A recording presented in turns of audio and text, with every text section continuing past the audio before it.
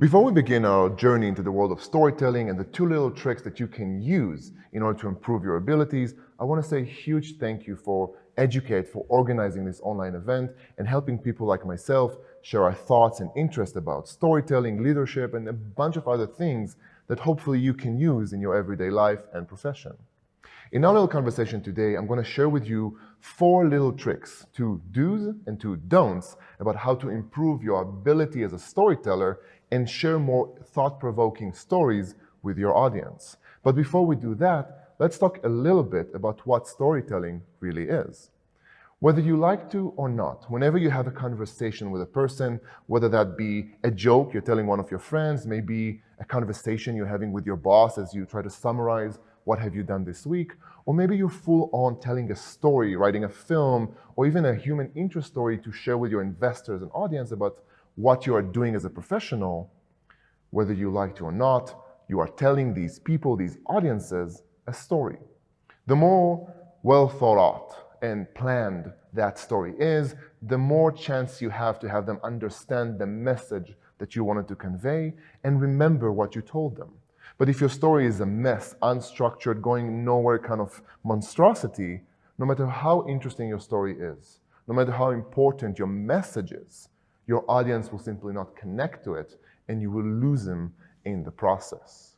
What we're going to talk about today are 4 little tricks, 2 do's and 2 don'ts that you can use in your own profession in order to improve the quality of the stories you're going to be telling to whomever you choose to tell them.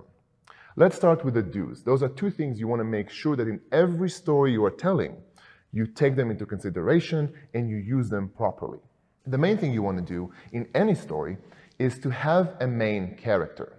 Now, that is not to say that every story has to revolve around only one specific character, but it does mean that you need to use one unique character throughout your story to lead your audience from beginning to end.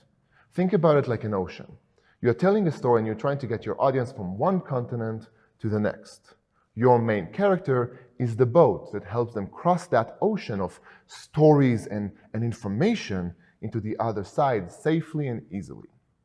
The second thing you want to make sure you have within your storyline structure or within the story you're telling is you want to make sure that you promise to your audience an ending. The most horrifying thing a storyteller can do is simply sit down and start talking.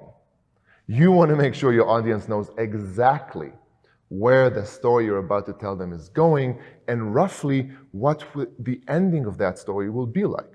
Think about it. When I started this very presentation, I started the presentation with promising you that you're going to learn 4 useful tricks for storytelling. That means that no matter how many twists and turns and little information I can talk within this conversation, you know that by the end of it, you will learn more about storytelling that makes you much more comfortable and ready to understand the things I'm telling you. Those are our 2 do's, 2 very important things that you want to make sure that in any story you're telling, you're incorporating them into your structure. After we talked about what we should do in our storyline, let's talk about what we shouldn't do, the don'ts, the things you want to avoid as you're going about the idea of planning your future story. The first thing you want to avoid is telling monster line stories. That is, a story that is so rich, so full of characters and storylines, it creates this monstrosity of a story that could be easily broken down into 6 different stories. If you think your subject matter is very rich and full of potentials and interesting information, you are always better telling 6 different stories than trying to press them together into a monstrosity of a storyline.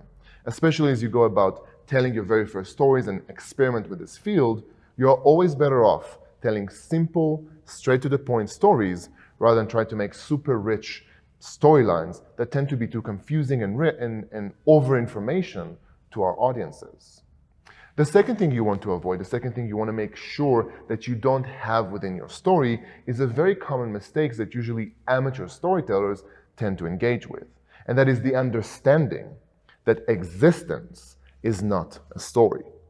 No matter how beautiful, colorful, interesting your main character is or your subject matter might be, it is not enough to point out they exist to create a story. A story that simply presents a beautiful, interesting character existing is a report.